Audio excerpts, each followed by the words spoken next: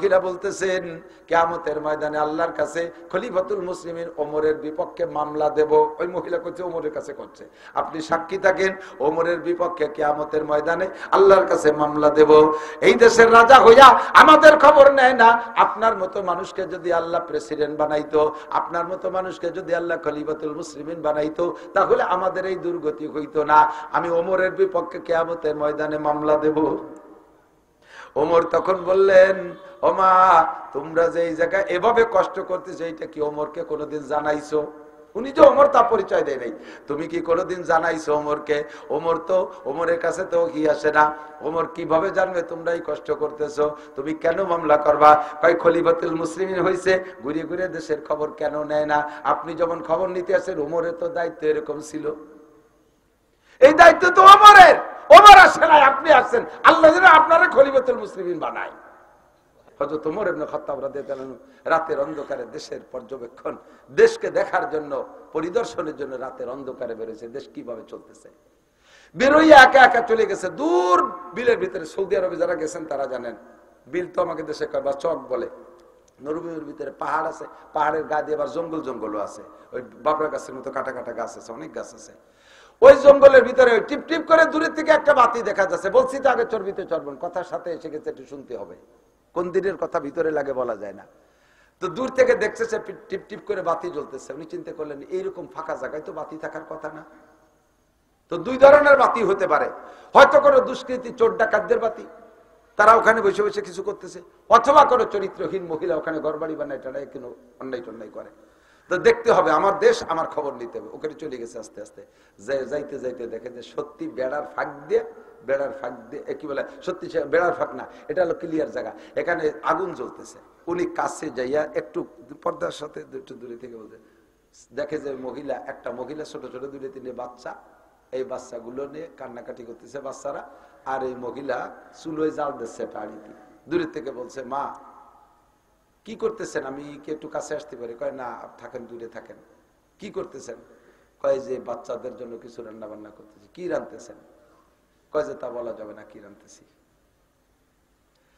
আল্লাহ, একটু পরে বলবো। হযরত ওমর দূরে সরে রয়েছে। এই রান্না কিছুক্ষণ জাল দিতে দিতে বাচ্চারা খেলাধুলা কান্নাকাটি করতে করতে করতে করতে ঘুমাই গেছে। এরপরে বলতেছে, কিছুই রান্না করতেছি না, এই হাড়ির ভিতরে পানি জাল দিচ্ছি। বাচ্চারা সারাদিন না খাওয়া, এখনো না খাওয়া, খাবারের কোনো ব্যবস্থা নাই। এখন তাদেরকে কি সান্ত্বনা দিয়ে ঘুমাবো? তাদের বলছি যে বাপ, এই রান্না করতেছি, তোরা একটু পরে খাবি। আমি জানি যে কিছুক্ষণ লং টাইম নিয়ে নাড়াচাড়া করলে ওরা ঘুমিয়ে যাবে, তারপরে হাড়িটা না হয়তো আমিও ঘুমাবো। বলেন তো কেমন লাগে শুনলে? এরকম অবস্থা গাজায় চলতেছে, ফিলিস্তিনে চলতেছে। তো হযরত ওমর শুনিয়া দেরি না করে মা থাকেন, আসি। তাদের কান্নাও দেখছে, তাদের চুলায় হাড়ি থাকা অবস্থায় তাদের ঘুমও দেখছে। উনি আইসা সরাসরি গোডাউনে ঢুকে গোলাম সাথে নেছে, আগে গোলাম ছিল না, গোলাম সাথে নেছে, নিয়ে যে গোডাউনের থেকে খাদ্য, চর্বি টর্বি, ময়দা, আটা, খেজুর টেজুর, তেল টেল দিয়ে বড় এক বস্তা ভরিয়ে এরপরে গোলামকে বলছে, গোলাম মাথায় উঠাই দাও। অবশ্যই পড়েছেন আপনারা, গোলাম মাথায় উঠে দাও। গোলাম কি বলেন তো? গোলাম মাথায় উঠে দাও। গোলাম মানে কি? বাড়ির গরু, সেম কোয়ালিটি অফ গরু। আপনার বাড়ির গরুটারে যেমন আটে নিয়ে বেশি ফেলতে পারেন, গোলাম ওইরকম বেচা যায়। গোলামের এরকম একটা জাতি, মানুষই, কিন্তু আল্লাহ তাদেরকে এরকম গোলাম বানাইছে, এমন পরাধীন বানাইছে। তো এই গোলাম হযরত ওমরের গোলাম। আর ওমর কিরা কত বড় দেশের অর্ধ জাহান না, পৃথিবীর 2/3 তার রাষ্ট্রের আয়তন ছিল 2,40,00,000 বর্গ মাইল। এইরকম বাংলাদেশের প্রায় 200 বাংলাদেশের সমান। এত বড় দেশের রাজা গোলাম রে কয়, বস্তা আমার মাথায় উঠে দাও। গোলাম কান্দে দিছে, মালিক আপনি আমার জাহান্নামে পাঠানোর চেষ্টা করতেছেন, আমি থাকতে আপনার মাথায়? হযরত ওমর বলে, না গোলাম, তুমি তো এদেশের রাজা না, এদেশের মানুষের দায়িত্ব তোমার হাতে না, তোমার জিম্মায় না, এটা আমার জিম্মায়। আল্লাহ আমাকে খলিফাতুল মুসলিমিন বানাইছে। আমার এই রাষ্ট্রের ভিতরে কোন জায়গায় একটা কুত্তাও যদি না খেয়ে মারে, তাহলে কিয়ামতের জবাব আমাকে দেয়া লাগবে গোলাম, তোমাকে দেয়া লাগবে না। আমি সচক্ষে যা দেখে আসছি তার খেদমত আমাকেই করতে হবে। বুঝা উঠাই দাও। আর নয় তুমি বলো যে কিয়ামতের ময়দানে এই সমস্ত প্রশ্নের জবাব তুমি দিয়ে দিবা, আমার পক্ষ থেকে দায়িত্ব নাও। গোলাম কেন, তা কি সম্ভব নাকি? তা যদি সম্ভব নয়, বস্তা বওয়া সম্ভব না, উঠে দে। বস্তা ওমরের মাথায় উঠে দিচ্ছে। লম্বা একটা মানুষ কাঁপতে কাঁপতে বস্তা নিয়ে যাইয়া সে জায়গায় যাইয়া মহিলাকে বলছে, মা একটু সরিয়ে দাঁড়ান। মহিলাকে সরাই দিয়ে নিজে হাঁড়িতে করিয়ে সেই সব খাবার যা দিয়ে রান্না করা যায় এইটা রান্না করিয়া ফুয়াইয়া এখানে সাবার ভিতরে লাগছে ঘন দাড়িওয়ালা লম্বা মানুষটা চুলের ভিতরে ফু দেয়, ধুমো উড়িয়ে এসে দাড়ির ভিতরে চোখের মধ্যে যায়, চোখ বেয়ে বেয়ে পানি পড়তে, নাক দিয়ে পানি পড়তেছে। এই কান্নাকাটি করতে করতে হাঁড়িটা রান্না করে রান্না শেষ করে নামাইয়া মহিলাকে বলছে, মা বাচ্চাদেরকে একটু সজাগ করেন। সজাগ করছে, সজাগ করে উনি নিজে হাতে বলে, আপনি একটু সরে বসেন, আমি এদের একটু খাওয়াই। আমি এসে যেভাবে কান্না করতে দেখছি ওই কান্নার বিপরীত আমি সেইভাবে হাসি না দেখে আমি যাব না। বাচ্চাদেরকে নিজ হাতে পরাণ ভরে তৃপ্তি সহকারে খাওয়াইয়া এরপরে হাড়ি দিয়ে উনি দূরে বসলেন আর মহিলাকে বললেন, মা এবার আপনি একটু পরাণ ভরে খান। আপনার চেহারায় দেখছিলাম মলিন, আপনার চোখে দেখেছিলাম পানি, বাচ্চাদেরকে আমি কান্না করতে দেখেছিলাম, তাদের মুখে হাসি ফুটাইছে, আপনার চেহারা আমি হাসিরা দিকে যাব না। এবার মহিলাকে পরাণ ভরে খাওয়াইয়া এরপরে বাকি বস্তায় যা ছিল তা দিলেন, বললেন, মা দোয়া করো। এবার মহিলা বলতেছেন, কিয়ামতের ময়দানে আল্লাহর কাছে খলিফাতুল মুসলিমিন ওমরের বিপক্ষে মামলা দেব। ওই মহিলা করছে ওমরের কাছে করছে, আপনি সাক্ষী থাকেন ওমরের বিপক্ষে কিয়ামতের ময়দানে আল্লাহর কাছে মামলা দেব। এই দেশের রাজা হইয়া আমাদের খবর নেয় না। আপনার মতো মানুষকে যদি আল্লাহ প্রেসিডেন্ট বানাইতো, আপনার মতো মানুষকে যদি আল্লাহ খলিফাতুল মুসলিমিন বানাইতো, তাহলে আমাদের এই দুর্গতি হইতো না। আমি ওমরের বিপক্ষে কিয়ামতের ময়দানে মামলা দেব। ওমর তখন বললেন, ওমা তোমরা যে এই জায়গায় এভাবে কষ্ট করতেছো, এইটা কি ওমরকে কোনোদিন জানাইছো? উনি যে ওমর তা পরিচয় দেয় নাই, তুমি কি কোনোদিন জানাইছো ওমরকে? ওমরের কাছে তো কি আসে না, ওমর কিভাবে জানবে তোমরা এই কষ্ট করতেছো? তুমি কেন মামলা করবা? কয় খলিফাতুল মুসলিমিন হইছে, ঘুরে ঘুরে দেশের খবর কেন নেয় না? আপনি যখন খবর নিতে আসেন ওমরের তো দায়িত্ব এরকম ছিল, এই দায়িত্ব তো ওমরের। ওমর আসে নাই, আপনি আসছেন, আল্লাহ যেন আপনারা খলিফাতুল মুসলিমিন বানায়। বলেন না আমিন। আমিন তো আগে হয়েই রয়েছে। তো হযরত ওমর বললেন, এই পাকিস্তানের প্রেসিডেন্ট আইয়ুব খান বাংলাদেশে বলে আইছে, একটু দোয়া করতে, তাই করতেছে। এসে গেল তরদার নীল বাপ, বাড়িটা মেলবে না। তো প্রেসিডেন্ট আইয়ুব খান যখন আইছে, বিশাল মিটিং, এই মিটিং তো ওনার দলে যারা আছে তারা মিটিং উপস্থিত। এই স্টেজে এক বুড়ি কাঁপতে কাঁপতে উঠছে, বুড়ি আইছে আর কুজো বুড়ি, আমার একটু আইয়ুবের সাথে দেখা হতে, আমি আইয়ুবের জন্য একটু দোয়া হতে যাবো। তেমন বুড়ো মানুষ আসতে পারেনি, তারা সব রাস্তা খুলে দেয়, চলে আসে আইয়ুব খানে। আইয়ুব খান তো খান, বিশাল জুয়ান, বুড়িতে একটু হয়ে গেছে, বাবা মাথাটা নিচে ওর একটু দোয়া হইলে দেয়। তা আইয়ুব খান মাথা নিচে আসছে। Ayub Khan field marshal. Field marshal কাকে বলে? যেই সেনা প্রধান বড় বড় 3টে যুদ্ধে বিজয়ী লাভ করে সে হয় ফিল্ড মার্শাল। ওইদিকে 2 পাকিস্তানের প্রেসিডেন্ট, এর চাইতে বড় পদ কি আর এই 2 পাকিস্তানের মধ্যে আছে নাকি? এই বুড়ি ওই আইয়ুব খানের মাথা নিচে ওই দোয়াতে, আল্লাহ যেন তোমার বড় দারোগা বানায়, আল্লাহ যেন তোমার বড় দারোগা বানায়। আইয়ুব খান আসতেছে, কি কয়? ওই বুড়ির জানা আছে, বুড়ির অভিজ্ঞতা হলো দুনিয়ায় সবচেয়ে বড় হলো বড় দারোগা। এই জন্য সবচেয়ে বড় বড় দারোগা মানে আল্লাহ তোমার সবচেয়ে বড় বানায়, এই দোয়া দেশে, যদিও কইছে মুখে বড় দারোগা। আল্লাহ আমাদের যদি এমন খলিফাতুল মুসলিমিনের ব্যবস্থা করে দাও, বলেন আমিন। জোরে বলেন না আমিন। মা তোমার এই খাবার শেষ হয়ে গেলে তুমি এই অমুক জায়গা যাবা, তুমি খলিফাতুল মুসলিমিন ওমরের ওখানে যাবা, ওখানে গেলে আমারে পাবা, তোমার যা দরকার আমি সেখান থেকে সংগ্রহ করে দেব। তো রাতের বেলা তো চেনে নাই, আল্লাহ আকবার, যতটুক সেন্সে আলোতে দেখে দেখে খাবার পুরোই গেলে গেছে সেখানে, যে দেখে যে বিশাল অবস্থানে বসা, হয়তো তোমার চেয়ারে বসতেন না।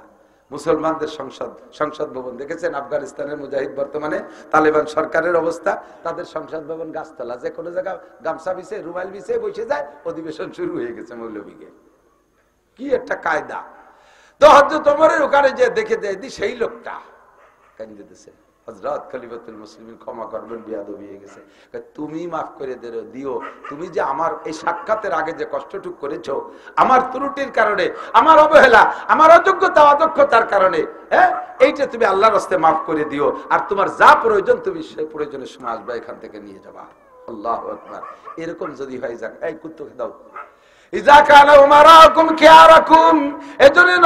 যখন তোমাদের দেশের নেতারা হবে ভালো মানুষ, তোরে যাই কইছি সরিয়ে যাতে তুই আমাকে বাড়ি চলে আইছিস।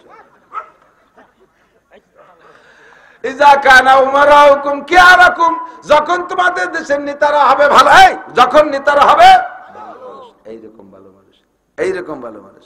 আমাদের ভালো মানুষ কারা? দেখছি সব ভালো মানুষ, নাম কতি গেলি গায়ে পড়ে, ওই দিন কতি গেলাম না, সব ভালো মানুষ দেখছি। এরকম ভালো মানুষ যদি আল্লাহ থাকে, তাহলে এই সংখ্যাগরিষ্ঠ মুসলিম দেশের নেতা হিসেবে তাকে তুমি আমাদের জন্য পাঠাই দাও, বলে না আমি। আর যদি না চায়, তাহলে যেভাবে চলতেছে সেইভাবে চলুক, আমরা যার যার খাবাই সেই চৈরে খাই। কতক্ষণ ভালো মানুষ দেশ ভরিয়ে গেছে, আল্লাহ হেফাজত করুক। এই দেশে ছিল ভালো মানুষ, একটা ভালো মানুষের খবর আমি জানি। তৎকালীন প্রেসিডেন্ট এরশাদ সাহেবের আমলে, আমি সে সময় ভালোই বড় মাদ্রাসায় পড়ি, এই খবরগুলো জানতাম। এরশাদ সাহেবের আমলে সংসদ সদস্য হিসেবে মন্ত্রীও হয়েছিলেন ধর্মমন্ত্রী মুফতি ওয়াক্কাস সাহেব, যশোর মনিরামপুর বাড়ি, কিছুদিন আগে মারা গেছে, কয়েক বছর আগে। মুফতি ওয়াক্কাস সাহেব রহমাতুল্লাহ আলাইহে খুলনা দারুল উলুমে শাইখুল হাদিস ছিলেন। তারপরে খুলনা বিভাগের বড় মুফতি, যে কোনো ভাবে উনি এরশাদ সাহেবের সংসদের মন্ত্রী হয়ে গেছে, ধর্মমন্ত্রী বানাইছে। এখন মন্ত্রীদের মাঝে মাঝে এরশাদ সাহেব নিজেই তাদের আয় ব্যয়ের একটা খসড়া হিসেব নিতেন, বিশেষ করে এই কি কয় টিএ বিলটা দেখতেন। নেতারা তো টিএ বিলের গুরু, ঢাকার থেকে বাড়ি আসে যাতে পারে বাসে যাই, কয় স্যার হেলিকপ্টারে গেছিলাম, হেলিকপ্টারে আইছি, টা আমারই দেয়। এইভাবে টিএ বিল দেখতেছে। এক অফিসে উনি টিএ বিল তদন্ত করতে যে দেখে এক মন্ত্রীর 20 লাখ, এক মন্ত্রীর 10 লাখ, এক মন্ত্রীর 5 লাখ, সর্বনিম্ন 1 লাখের নিচে কোনো মন্ত্রী নাই টিএ বিল। এবার লাস্টে হযরত মুফতি ওয়াক্কাস সাহেব রহমাতুল্লাহ আলাইহির খবর যেটা শুনছি, সত্য মিথ্যা আল্লাহ মালুম, উনারে যখন হুজুর আপনার টিএ বিল, উনার টিএ বিল হয়েছে 35 টাকা। 35 টাকা কয় টাকা? যে জায়গা 35 লাখও আছে, সে জায়গা যদি আর একজন মন্ত্রী, ধর্মমন্ত্রী, ফেলাইনি মন্ত্রীরা, পূর্ণ মন্ত্রী, ধর্মমন্ত্রী, পতাকাধারী মন্ত্রী, তার 35 টাকা। এরশাদ সাহেব বলতে, হুজুর কি 35 লাখ নাকি কি, নুকতা টুকতা কম হয়ে গেছে নিয়ে বাসায়, কি জন্য এত কম? কয় যে না স্যার, 35 টাকাই এত কম। কয় যে আমি তো সংসদ ভবনে আসি বাইসাইকেলে, আমার বাসা থেকে ওই বাইসাইকেলে আসি, তাই কয়টা লিকমিক হয়েছে, আর মাঝে মাঝে একটু সারা সিট হয়, তাতে 35 টাকা খরচ হয়েছে। এটাও মন্ত্রী, আর একটার 35 লাখ খরচ, সেটাও মন্ত্রী। ততক্ষণ আমি ওই কিসার পরে আল্লাহ তো দেশে আলহামদুলিল্লাহ, এই যে অনেক ভালো গাড়ি, এটা আমার 46,27,000 টাকা দিয়ে নতুন কিনছি। মোটর সাইকেল আছে 2টি। চিন্তা করলাম যে নফস ওই দিক চলে না যায়, এবার বাইসাইকেল একখান কিনছি, তাই চালাই বেড়াই বাড়ির দিক দিয়ে। আমি হঠাৎ যে আপনার ইনশাল্লাহ চেনবেন না আমারে, আমি সাইকেলে পিছনে কাশি কোদাল একখান ঝুলোর উঠায় ডাঙ্গায় যাব, সাইকেল চালাই বেড়াই। মুফতি ওয়াক্কাস সাহেব যদি 35 টাকা বিল বানাতে পারে, সাইকেল চালাতে পারে মন্ত্রী হয়ে, আমি কোন জায়গায় রাইছি বলছি, আমি সাইকেল চালাই অসুবিধা কি হয়েছে আমার সাইকেল চালানো? আল্লাহ যদি ওই প্রাইভেটের কারের থেকে নামাই আমার ভ্যানের ড্রাইভার বানাতে, ভ্যান চালাই পয়সা কামাই করে খাবি, তোর ওয়াজের বার শেষ, তাহলে তো আমি সেই সময় হঠাৎ করে যে ভ্যান চালাবো কি রে, এই জন্য ভ্যানও চালাই বাড়ি, এখন ভ্যানও আছে, প্র্যাকটিস ঠিক রাখি। খেসেরা রঞ্জুরে সাজো জারে জার তাতুরা বিরুকুনা দাজ ইশতেহার, মিটাও। আমি মিটাইতে পারি নাই নিজেকে, এ পাগল বুঝছি। এগুলোর ভিতরে যদি রিয়া হয়, তাহলে আমার জুতোর বাড়ির অভাব হবে না। আল্লাহ ইবাদত করো, ইখলাসের নসিব করো, ইখলাসে ইবাদত করার তৌফিক দান করো, জোরে বলেন আমিন। আল্লাহু আকবার। ও দুস্থ যুবক, মনে রাখো, ইয়া আইয়ুহাল্লাযীনা আমানু, হে অন্ধ জগতের টল বিশ্বাসী পাগলরা, দুনিয়ার নাম অন্ধ জগৎ। এ জায়গা বসে দুনিয়ায় বসে আল্লাহরে দেখা যায় না, ফেরেশতা দেখা যায় না, জান্নাত দেখা যায় না, জাহান্নাম দেখা যায় না, পুলসিরাত দেখা যায় না, হাসরের মাঠ দেখি নাই, তবে এগুলো আছে না নাই? কথা বলেন আছে? আল্লাহ আছে, দেখি নাই, না দেখলিও আবার আল্লাহ আছে। ফেরেশতা দেখি নাই, না দেখলিও আমার নবী বলছে ফেরেশতা আছে, আল্লাহ বলছে ফেরেশতা আছে। পুলসিরাত দেখি নাই, আল্লাহ বলছেন কোরআনের ভিতরে, নবী পাক বলছেন পুলসিরাত আছে। হাসরের মাঠ কায়েম হবে, মিজানের পাল্লা হবে, দাড়ি পাল্লা হবে, হিসাব নিকাশ হবে, দেখছেন কোনদিন? তবে বিশ্বাস আছে না নাই? কাজে আপনি অন্ধ জগতের অটল বিশ্বাসী পাগল। আল্লাহ পাক মহব্বতের সাথে ডাক দিয়ে বলে, খেয়াল করেন, মহব্বতের সাথে ডাক দিয়ে বলে, লা তাত্তাকিজু আদুব্বি ওয়া আদুব্বাকুম আউলিয়া। ও আমার অন্ধ জগতের অটল বিশ্বাসী পাগল, দুনিয়ার সব কিছু ত্যাগ করেছো, আমার প্রেমে পড়ে এই ময়দানে চলে আসছো, আমার প্রেমে পড়ে দুনিয়ার সব আনন্দকে লাথি মারছো। তুমি আমার একটা কথা মনে রাখো বন্ধু, আল্লাহ বড়, খেয়াল করে না, আল্লাহ বড় মহব্বতের সাথে, আন্তরিকতার সাথে আপনারে আদরের সাথে পাগল করে ডাক দিয়ে কয়, একটা কথা মনে রাখবি, জীবনে কোনোদিন ইহুদ নাসারাকে বন্ধু বানাবি না, আমার শত্রু তোদের শত্রুকে বন্ধু বানাবি না। লা তাত্তাখিযু আদুব্বি ওয়া আদুওয়াকুম আউলিয়া, আমার শত্রু আর তোদের শত্রুরে বন্ধু বানাবি না। এবার তোদের শত্রু কারা, আমার শত্রু কারা জেনে নে। তোদের শত্রু হলো ইয়া আইয়ুহাল্লাযীনা আমানু দুখুলু ফিস-সিলমি কাফা ওয়া লা তাত্তাবিউ খুতুওয়াতিশ শাইতান ইন্নাহু লাকুম আদুউম মুবিন। তোদের শয়তানের নাম হলো, তোদের শত্রুর নাম হলো শয়তান ইবলিস। ও তোদেরকে বেহেশত থেকে বের করে দিয়েছে, ও তোদেরকে বেহেশত থেকে বের করে দিয়েছে। যদি শয়তানের ধোঁকা না হতো তাহলে তোরা বেহেশতের মধ্যে জন্ম নিতি, বেহেশত থেকে দুনিয়া আসা লাগতো না, এই দুনিয়ার জয় ঝামেলা পোহানো লাগতো না, জান্নাতের ভিতরে আরামে থাকতি। শয়তান তোদেরকে বের করে দিয়েছে, কাজে ইবলিস শয়তান তোদের শত্রু, ওরে তোরা পরিহার করবি, ওরে অ্যাভয়েড করে চলবি। আর আমার শত্রু কারা শুনে নে, লা তাত্তাখিযু আদুব্বি, এবার আমার শত্রুর সাথে বন্ধু বানাবি না। আমার শত্রু হলো আল ইহুদ ওয়ান নাসারা, ইহুদ নাসারারা আমার শত্রু, ইহুদ নাসারারা আমার শত্রু। কারণ হিন্দুরা আমারে অত বড় অপবাদ দিতে পারে নাই, বুদ্ধরা আমার নামে এত বড় অপবাদ দেয় নাই, শয়তান নিজেও আমার নামে এত বড় অপবাদ দেয় নাই। যে অপবাদ ইহুদ আর নাসারারা দেয়, কি দেয়? ক্বালাতিল ইহুদু উযাইরুন ইবনুল্লাহ। ইহুদিরা যা কইছে তা বলাই যায় না, তারা আমারে কি কইছে। অনেক সময় না যে কেউ কেউ গালি দিয়েছে, সেই নালিশ করছে যে আমারে গালি দিয়েছে, আরে কি কইছে তাই কথা, যা কইছে তা কোয়া যায় না, যা কইছে তা এরকম মারাত্মক গালি দিয়েছে। আল্লাহ কয় ইহুদিরা আমারে যা কইছে তা কোয়া যায় না। সংক্ষেপে একটু শোন, ক্বালাতিল ইহুদু উযাইরুন ইবনুল্লাহ, ইহুদিরা কয় উযাইর আলাইহিস সালাম আল্লাহর ছেলে। এই কথাটা কোয়া যায় তাই কলাম, এর ভিতরে যেটুক কোয়া যায় না তাই কলাম না। সেটুক কি? সেটুক হলো আল্লাহ তাআলা উযাইর আলাইহিস সালামের মাকে স্ত্রী হিসেবে ব্যবহার করে গর্ভধারণ করায় দিয়েছে, তাই উযাইর আল্লাহর ছেলে। এই ওরা কয় আমার নামে, তাহলে এই ইহুদিরা কি আবার দোস্ত না দুশমন? এই ইসরায়েলিরা সব ইহুদি, এটা আল্লাহর শত্রু। ওয়াকালাতিন নাসারা, আর নাসারারা এরকম একটা কইছে, ওয়াকালাতিন নাসারা মাসিহ ইবনুল্লাহ, আর নাসারারাও যা কইছে তাও কওয়া যায় না। তারা কয় ঈসা বলে আমার ছেলে, আল্লাহ কয় ঈসা বলে আমার ছেলে। তার মানে আমি ঈসার মা মারিয়ামের সাথে যৌন মিলন করে তারে গর্ভধারণ করাই দিছি, আর সেই গর্ভের সন্তান ঈসা আমার নামে এত বড় অপবাদ দেয়। এই দুই জাতি আমার শত্রু। লা তাত্তাখিযু আদুব্বি ওয়া আদুওয়াকুম লা তাত্তাখিযুল ইহুদা ওয়ান নাসারা আউলিয়া, তোরা ইহুদ নাসারাকে বন্ধু বানাস না, বাযুম আউলিয়া ও বাজ, যদিও তারা বাহ্যিকভাবে উপরে উপরে একে অপরের শত্রু। খেয়াল করেন, খেয়াল করতেছেন নাকি আমি বুঝতেছি না। উপরে উপরে দেখেন ইহুদিরা নাসারাদেরকে কি কয়? ইহুদির মানে এই ইসরায়েলিরা, নাসারা মানে আমেরিকান ডোনাল্ড ট্রাম্পের গোষ্ঠী, ওরা হলো নাসারা, আর এরা হলো ইহুদি। আপোষে কি বলা বলি করে জানেন? কোরআন শরীফে বলে ক্বালাতিল ইয়াহুদু লাইসাতিন নাসারা আলা শাই, ইহুদিরা কয় নাসারা কোনো জাতি না, ও কোনো ধর্মই না, ও কোনো জাতি না, এমন গালি দেয়। ওয়াকালাতিন নাসারা লাইসাতিল ইয়াহুদু আলা শাই, এবার নাসারারা কয় তোরা কি, তোরা তো কিছু না, এই বলা বলি করে যে তোরা কেউ কিছু না।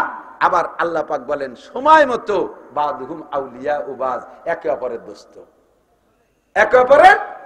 মুসলমানের সাথে যুদ্ধ লাগছে জুবাইডের, কি বলে নেতানিয়াহু, দেখেন সম্পূর্ণ বন্ধুত্বতা দেখাইয়া পশ্চিমেরা জুটে পুটে সমস্ত খ্রিস্টানরা আইসা এই ইহুদিকে সাথে জোর দিয়েছে। কোটি কোটি টাকার এই যে লাস্টের এই গ্যাঞ্জামের আগে, এই মাঝে যে যুদ্ধবিরতি হয়েছে, এই যুদ্ধবিরতি হওয়ার আগে গাজার একটুক জায়গার উপরে ৮০,০০০ টন বোমা মারছে। ৮০,০০০ টন পাথর মারিয়ে দিলেও শেষ হয়ে যায়। আর বোমা কি, এক একটা বোমার গায়ে ১ টন, ১.৫ টন, ২ টন, ৩ টন ওজন আছে। এইভাবে ৮০,০০০ টন বোমা সেই জায়গা মারিয়া গাজাকে শেষ করছে। আর এই বোমাগুলো বেশিরভাগ দেশে 80% দেশে আমেরিকাওয়ালা আর পশ্চিমা ব্রিটেনওয়ালারা, এরা দেশে। আর এই ইহুদ নাসারা, ওরা নাসারা আর এরা ইহুদি, দুই দলের ভিতরে ফারবার ডিফারেন্স। যখন মুসলমানকে হত্যার সুযোগ আসছে সব দল মিলে এক হয়ে গেছে। দুঃখের বিষয়, পরিতাপের বিষয়, মুসলমান বসে বসে এখনো বুড়ো আঙ্গুল চুষতিছ। মধ্যপ্রাচ্যের দালাল, মধ্যপ্রাচ্যের গাদ্দার, সৌদি আরবের প্রেসিডেন্ট, তুরস্কের প্রেসিডেন্ট, এই পাকিস্তানের প্রেসিডেন্ট, এরপরে কাতার, দুবাই, ওমান যারা আছে সবগুলো মুনাফিকের বাচ্চা। মুনাফিক, কথা বলেন ঠিক ঠিক না? আল্লাহর দেয়া সম্পদ, তেল বেচে খাচ্ছিস, কুলুর বাচ্চা কুলুরা, তেল বেচে কুলুরা না। আবার কেউ কুলু থাকলে রাগ হইয়েন না, তেল দল আল্লাহর দেয়া সম্পদ, স্বর্ণ আর তেলের খনি, এই বিক্রি করে সেই জায়গায় বসে পশ্চিমা খ্রিস্টান মহিলাকে ছাড়িয়ে দিচ্ছে, তাই নিয়ে রাত্রে আনন্দ ফুর্তি করিস, দিনে রাত্রে ফুর্তি করিস, আর মুসলমান মাঝে শেষ করতেছে। তোকে যার যার জায়গায় বসায় রাখছে। এই তুরস্কের প্রেসিডেন্ট, ও হইছে তুরস্কের প্রেসিডেন্ট এরদোগান, ও আলো কি কয়, এসে ন্যাটোর সদস্য। যদি এখন মুসলমানদের পক্ষে নাই আর ইসরায়েলের বিপক্ষে যায়, তাহলে ন্যাটো সদস্যতে নাম কাটা যায়। এই পথ ঠিক রাখার জন্য সে সৌদি আরবালা রাজতন্ত্র করে, তারা রাজার বেটা রাজা হয়। এটা রাজতন্ত্র জগতে মুসলমানরা মানে না। এই রাজতন্ত্রে টিকে আছে আমেরিকার পাশাটা হইয়া। যদি সৌদি সরকার এখন গাজার পক্ষ নেয়, সাথে সাথে ওই আমেরিকা লাগাই দেবে সৌদি আরবের সাধারণ পাবলিকরে, তোরা আন্দোলন কর, রাজতন্ত্র বাতিল, গণতন্ত্র করতে হবে। তখন মোহাম্মদ বিন সালমান তার সিটি থেকে নেমে যাওয়া লাগবে। কাতার, কুয়েত একই অবস্থা। ইন্দ্রা যার যার পথ ঠিক রাখার জন্য মুসলমান মারি শেষ করতেছে, আর শয়তান গুলো এখানে বসে আনন্দ করতেছে আর উড়া মারতেছে। দেখেন মুসলমান কারে কয়। আল্লাহর রহমতে, আল্লাহর রহমতে আমার বাংলাদেশের মুসলমানের ঈমান তাদের চাইতে শতগুণ বেশি আছে। সৌদি আরব, পাকিস্তান, ওই জায়গার সাধারণ জনগণ পাগল হয়ে গেছে, কিন্তু রাজা কয়টা, এদের উপরে আল্লাহ তাআলা আসমানি বোমা মেরে শেষ করে দিক। বলেন না আমিন। ওই রাজাদের, সৌদি আরব, মধ্যপ্রাচ্য, আরব দেশ রাষ্ট্রের ভিতরে যত রাজা আছে, এদেরকে আল্লাহ তাআলা আলাদা গজব দিয়ে ধ্বংস করে দিক। এরপরে সাধারণ পাবলিক ক্ষমতায় আসুক, ইনশাআল্লাহ ডাক আসবে। তবে এই যুদ্ধে একটু অপেক্ষা করেন, ফাসবিরু, একটু অপেক্ষা করেন, নাসরুম মিনাল্লাহ, সাহায্য আসবে আল্লাহর পক্ষ থেকে, ফাতহুন করিম, অবশ্যম্ভাবী বিজয় ইনশাআল্লাহ। প্রত্যেক যুদ্ধে, স্বাধীনতা যুদ্ধে যারা যুদ্ধ করে, স্বাধীনতার পক্ষে যারা থাকে, তারা অবশেষে স্বাধীনতাই লাভ করে, তারাই বিজয় লাভ করে। কথা বলেন ঠিক কি ঠিক না? যেটা বাংলাদেশ প্রমাণ। বাংলাদেশ প্রমাণ। বাংলাদেশের মানুষের হাতে কি ছিল? কিছুই ছিল না। সামনে সেনাবাহিনী প্রধানও পাকিস্তানি, আর সেনাবাহিনীর সমস্ত অস্ত্র তাদের হাতে। আমেরিকাও ছিল তখন পাকিস্তানের পক্ষে, আর সব দিয়ে জুটি ফুটি এসে এদেশের মানুষের, মহিলাদের বটির কোপ আর সাধারণ পাবলিকের বাঁশের লাঠির বাড়িতেই সেই পাকিস্তানিরা হারিয়ে দেশকে স্বাধীন করাই আল্লাহ করিয়ে দিয়েছে। তবে ইনশাআল্লাহ সেটা ছিল হলো ভাই ভাই যুদ্ধ, ভাই ভাই যুদ্ধ আর স্বাধীনতা। এর চাইতে 100 কোটি গুণ বেশি দাবি গাজার যুদ্ধ।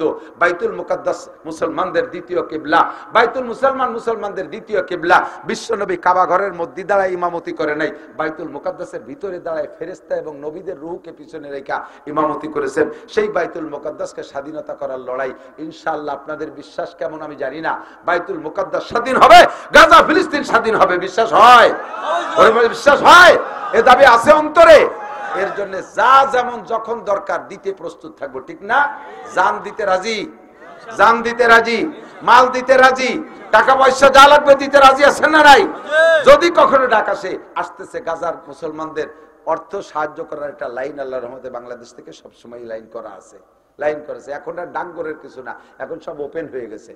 আর লাগবে বস্তা ভরে নিয়ে যাবো কোনাকুনি, যদি যার ভত্তায় ইনশাআল্লাহ। যদি কখন উলামায়ে কেরাম, স্থানীয় কেউ দায়িত্ব নেন, আমানতদার কোন আলেম দায়িত্ব নেন, এলাকার জনগণের কাছ থেকে কালেকশন করেন, 10টা টাকা হলিয়ে জমা দেন। কিয়ামতে এই 10টা টাকা আপনার পক্ষে সাক্ষী দেবে আপনার জীবনে কত টাকা কোর্ট কাছারি আদালত ফৌজদারিতে খরচ করেছেন, ডাক্তার উকিল মুক্তারে কত টাকা দিয়েছেন, সব চোর ডাকাতরে দিয়েছেন। 10টা টাকা আল্লাহর রাস্তায় জিহাদের ময়দানে খরচ হবে ইনশাআল্লাহ। গাজার মুসলিম মুসলমানদের পক্ষে সবচাইতে বড় জিহাদ, এদিক তাকান, সবচেয়ে বড় জিহাদ হবে।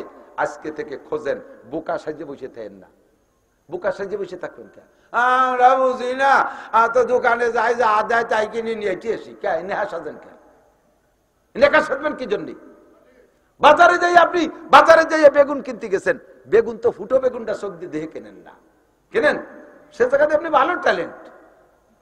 গরু কিনতে যাইয়ে দাঁত দেখেন, ব্যবসায়ী যাতে গরুর দাঁত কটা ভাঙছে, সে জায়গাতে ভালোই ট্যালেন্ট। তা আপনি পণ্য কিনতে যে কোনটা আমেরিকান আর কোনটা ইসরায়েলি, এইটা নিয়ে কিনবেন না কেন? হ্যাঁ ব্যবসায়ী ভাইরা, তোদের জন্য সারা বিশ্বের মুসলমান, 200 কোটি মুসলমান বদদোয়া করবে। যদি ইসরায়েলি পণ্য দোকানে রেখে কিনা বেচা করিস, ইসরায়েলি পণ্য যদি বেচিস, তার ডিলারি করিস, তার পণ্য যদি বিক্রি করিস, তোদের উপরে খোদার গজব হবে, তোর ব্যবসায় কোনোদিন উন্নতি হবে না। 200 কোটি মুসলমান বদদোয়া করতেছে, গাজার মজলুম মুসলমান বদদোয়া করতেছে। কোকা কোলা কোম্পানি বাদ, আরএফএল কোম্পানির কোনো প্লাস্টিক কোনো পণ্য কিনবেন না। আরএফএল যাতে লেখা দেখবেন, লোগো দেখে কিনবেন। তার কি বলে, লাক্সাবান কিনবেন না, লাক্সাবান কিনবেন না, লাক্সাবান পরিহার করেন। কোকা কোলা খাবেন না, পেপসি খাবেন না, এসবগুলো বাদ দেন। 7 আপ খাবেন না। এগুলো বিক্রি করে এখান থেকে যে পয়সা কামাই করতেছে, তার একটা অংশ ওখানে অস্ত্র তৈরি ফান্ডে জমা হয়। সেই টাকা দিয়ে অস্ত্র বানাইয়া আমার মুসলমান মারবে, আমার মসজিদ, কয়েকশো মসজিদ গাজার থেকে ধ্বংস করে দিয়েছে। আর প্রায় লাখখানিক মুসলমানদের শেষ করে দিচ্ছে, তাহলে আমার কাছে পেপসি বেশি সেই টাকা দিয়ে লাভ করে তা দিয়ে বোমা বানাবে, আমি কি সেই পেপসি কিনে খাইয়া এই লাভ করতে দেব? দেব দেব দেব? বোকার সেজে থাকবেন, বোকা সেজে থাকবেন। প্রত্যেকটা মাল কিনতে গেলে বলবেন ইসরায়েলি কিনা। এই দোকানদার আমাকে বল এটা ইসরায়েলি কিনা, যদি ইসরায়েলি হয় তাহলে নেবো না, যদি ইসরায়েলি ছাড়া নাই তাহলে নেবই না, মালের দরকারই নেই আমার। জীবনে কোনোদিন কোকা কোলা খাইনি, মুরব্বীরা আগের মুরব্বীরা কোকা কোলা খাইনি, তারা মরে গেছে নাকি? এমনি কোকা কোলা খাইয়ে মরতেছে, তারা না খাইয়ে আইজো বাইসি আছে। কথান এইগুলো তাদের, সেগুলো খাইয়া তোমরা মরতেছ। আর সে ঠ্যাং হাত পা তিন খেন নাই, লাস্টে একখান ঠ্যাং দিও, দেখছে যে আর তো আত্মরক্ষার কিছুই নেই, ডাল ধরতে পারি না, তরবারি ধরতে পারি, ঠ্যাং একখান নাই, পড়ে গেছে, তো মরবই। তো মরার আগে হলিও, মরার শেষ মুহূর্তে আগে হলিও মুসলমানদের একটু ক্ষতি করে দিয়ে মরবো। কি ক্ষতি? ওই এক পাও দিয়ে জাম করে যাইয়া লাভ দিয়ে পড়ছে সেই পানির মধ্যে ঠ্যাং খান, এদিকে তারা ঠাইসে ধরে জবাই দিচ্ছে, আর ওদিকে ওই এক ঠ্যাং দিয়ে পানি গুলাচ্ছে, মরার আগে মুসলমানের পানি টুকুলিও গুলাই দিয়ে যাবো। তো যদি একটা কাফের শেষ চিন্তা এরকম হতে পারে, আমার জীবনের শেষ চিন্তা, আমি যদি একটা পয়সাও পারি ক্ষতি করবো ইসরায়েলের। কথা বলেন ঠিক ঠিক না?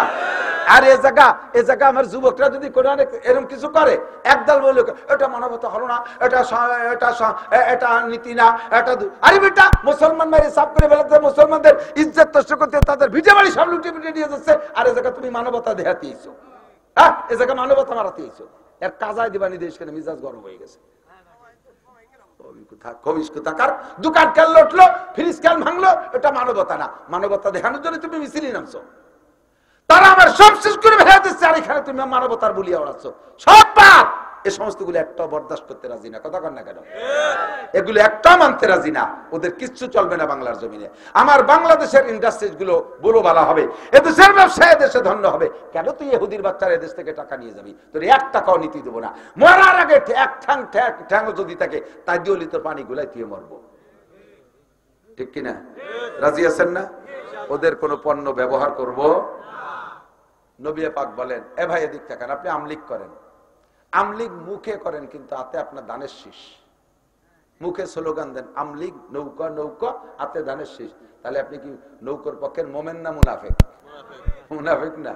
মুখী কর নৌকা, হাতে তোমার দানের শীষ। তুমি এ জায়গা জেহাদের বলিয়া ওলাচ্ছ, কিন্তু তোমার আগা গোড়া সেই ইহুদির সপ্তাহ।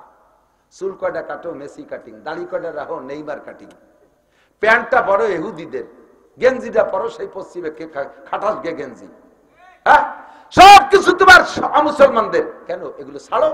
মুসলমানদের পোশাকের চাইতে ভালো পোশাক হতে পারে? কথা বলেন পারে? জীবনের শ্রেষ্ঠ দুইটা দিন তুমি সুন্নতের অনুসরণ করে থাকো। দুনিয়ায় বেঁচে থাকার শ্রেষ্ঠ দিন হলো বিয়ের দিন, যদি নিয়মতান্ত্রিক বিয়ে হলো। আর চুরি চুট্টা মেরে আগামানের বাগানে বিয়ে হলি তো সেটা তো আলাদা ব্যাপার, অত কোনো বিয়ের মধ্যে পড়ে না। ধরা পড়লি দাবড়ের অভাব নেই, মারির অভাব নেই। নিয়মতান্ত্রিক যত্ন সহকারে সুন্দরভাবে সাজিয়ে গুজে যে বিয়েটা হয়, এই বিয়ের দিন বরের কি আনন্দ না? সর্বজীবনের শ্রেষ্ঠ আনন্দের দিন। আমাদের মুসলমানরা বেশিরভাগ 99% ধরা যায় এই দিন কি পোশাক পরে? পাঞ্জাবি পায়জামা পরে না, খালি টুপি না, পাগড়িও একটা মাথায় দেয়, কাপড়ি নাও কাগজ দিয়ে বানালিও দেয়। তাহলে বোঝা যায় যে শ্রেষ্ঠ পোশাক এইটা, এর কারণে জীবনের শ্রেষ্ঠ দিন সেই পোশাকটা তুমি ধরলে। আবার এই পোশাক বাড়ি যে খুলে থুইয়া জীবনে দুনিয়ার থেকে যাওয়ার দিন যেদিন, সেদিনটা একটা শ্রেষ্ঠ দিন। সেদিনে তুমি কিন্তু প্যান্ট পরে করে মাটি দেয় নাকি? হ্যাঁ প্যান্ট গেঞ্জি দেয় নাকি? সেদিনও সেই সুন্নতি জামা বানাইয়া সাদা কাপড় করে দেয়। তাহলে এই পোশাকই হলো তোমার শ্রেষ্ঠ। কি বলা হয়, আল্লাহ নবী বলেন মান তাশাব্বাহা বিকওমিন ফাহুয়া মিনহুম, যার সাথে যার মিল হবে তার সাথে তার হাসর হবে। আমি কোনো কিছুতে তাদের সাথে মিল করতে রাজি। আজকে থেকে একটু প্রতিজ্ঞা করেন তো। আপনারা সালতানগর কান্দা মানুষ কাজিরাঙ্গা মারামারি বেশি করেন, কিন্তু আমরা ওপাশে আপনাদের একটা প্রশংসা করে, এই এলাকার মানুষ ধর্মভীরু। মারামারি দাঙ্গা হাঙ্গামা যা লাগিয়ে গেছে সে সময় করে, কিন্তু আপনারা ধর্মভীরু। আমি আপনাদের ভিতরে সবচাইতে বেশি পরিচিত। আমার গোপালগঞ্জ আমার এত চেনে না, সালতানগর কান্দাই 2 থানা আর আলফাডাঙ্গা বলমারি, এই পাশের মানুষ নগর বল পাশে মাগুর আলারা, এরা আমার সবচেয়ে বেশি চেনে। আমি আপনাদের সাথে, আপনাদের কাছে আমি দাবি করি, শেষ দাবি, আমরা এখান থেকে ইনশাআল্লাহ নবীওয়ালা একটা স্লোগান, কোরআনওয়ালা একটা স্লোগান, একটা জাতি গোষ্ঠী আমরা এখান থেকে তৈরি করবো। রাজি আছি না ইনশাআল্লাহ? সুন্নতের সুন্নতের ইনশাআল্লাহ এখান থেকে একটা আন্দোলন শুরু হয়ে যাক। আমরা মেসওয়াক ব্যবহার করব, ওদের পেস্ট পাউডার ব্যবহার করব না। যদি লাগে আমার বাংলাদেশি পেস্ট পাউডার বহুত আছে, ওদের সাবান সুটা কিচ্ছু ব্যবহার করব না, আমার বাংলাদেশি পণ্য ব্যবহার করব। ঠিক আছে না ইনশাআল্লাহ? চেয়ার টেবিলে খানা খাবো না, এটা ইহুদিদের আবিষ্কার। আমরা দস্তারখান বিছিয়ে খানা খাবো, 5 ওয়াক্ত জামাতে নামাজ পড়বো। আল্লাহ তাআলা আমাদের আমল করার তৌফিক দান করেন। সবাই বলি আমিন।